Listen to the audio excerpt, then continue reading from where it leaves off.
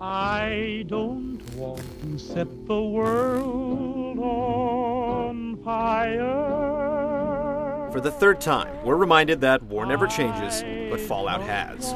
The post-apocalyptic RPG has jumped coasts to DC, dimensions to 3D, perspective to first person, and platforms to include consoles. It's all delivered by Bethesda, which bestowed the high fantasy Oblivion a few years back. Will the newest exodus from the vaults live up to its pedigree, or should it just duck and cover? Bye.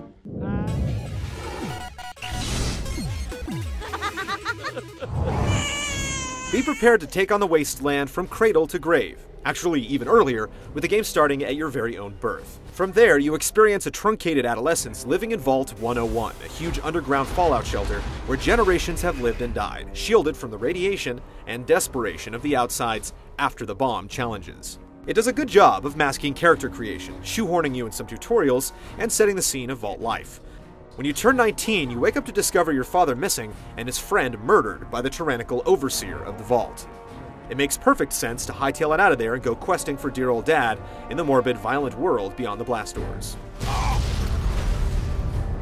It's a simple premise that quickly becomes complicated with tons of questions and objectives. Even the side quests are beefy, like little novellas that spiral out into full works of their own. Oh my. Aren't you a stud? There's some occasional iffy writing, but for the most part, it's a quality tale of a boy and his dog and some super mutants.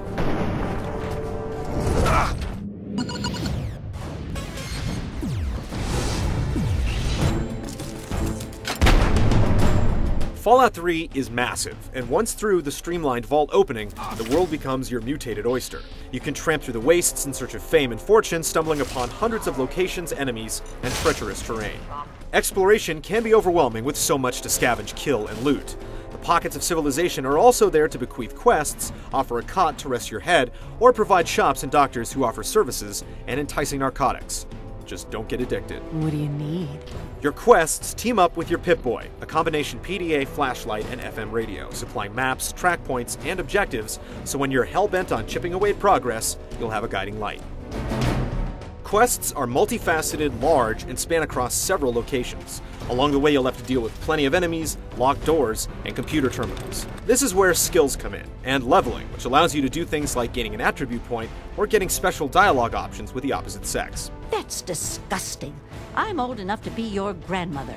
This is also where you improve skills that range from lockpicking to handling weapons. The game is so vast that the biggest problem is that it can all become overwhelming. Without the ability to mark your map, it's hard to remember where each high-level lock or group of super-powered enemies is. It's a rich world of content, and without multiple playthroughs using different character types, it's hard to see it all. A very flexible system does let you play What If, but there are few games with as much play per dollar as Fallout 3.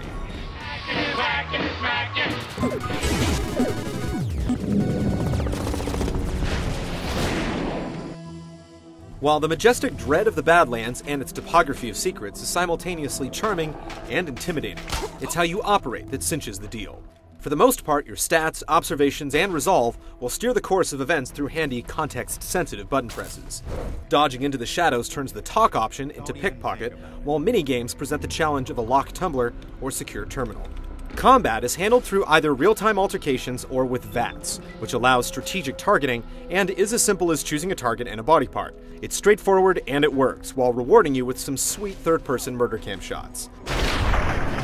These mini-vignettes are occasionally garbled if you're too close, and can't be skipped, which can be annoying when you just want to finish the fight. Beware, you can only target the head so many times though, since it's all governed by action points. The other side of VATS is that while it slows down time, enemies can still be mauling or shooting you, albeit in slow-mo. So shoot from the hip, or rely on VATS, either way is balanced, and you'll be switching between the two to keep things from getting stale. Just get one thing straight, though all the footage released up to launch looked otherwise, this isn't a first-person shooter. You won't be circle strafing. It's more like a gentleman's duel. A bloody gentleman's duel. There's some manual cover taking and strategic reloading, but Fallout 3 doesn't have the celerity for twitchy action. That's not to say that true aim with a sniper rifle won't make VATS eat its shorts. There's nourishment and health everywhere, though it's equally balanced with the rate you become radiated. Third-person view is here to see how you've customized your character, but it's not a valid way to play the game. whether you're in combat or traipsing through a radiated Chevy Chase, Maryland. The level up perks ensure character growth beyond doling out skill points, and the dark, tongue-in-cheek humor provides a reprieve from brutal wasteland justice. Give me the naughty nightwear. And while the non sequiturs are welcomed, when something else breaks the reality, it shows the chinks in the power armor.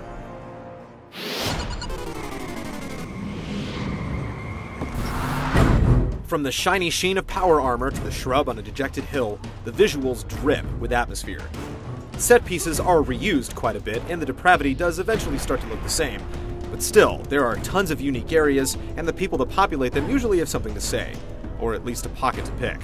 The populace generally comes across strong, though it seems the Uncanny Valley might be in DC, with unblinking eyes and some odd movements. Hello, sugar. The music from your Pip-Boy has some classy numbers from the 30s, while the score and sound design are always appropriate. All these positives make it even more painful when one of the game's many glitchy, buggy moments arise. Still, it's a pretty damn convincing world. Any preconceived notions about this post-apocalypto should be shelved. Fallout 3 is not another Gears of War or Halo. Overcome and embrace, for there's a constant flow of surprises and excellence packed into this RPG. Everything is set at such a high caliber that the negligible flaws and inconsistencies come across as much larger blemishes than in most games, but they can't tarnish the overall experience. Don't wait for the wasteland, just hit the road.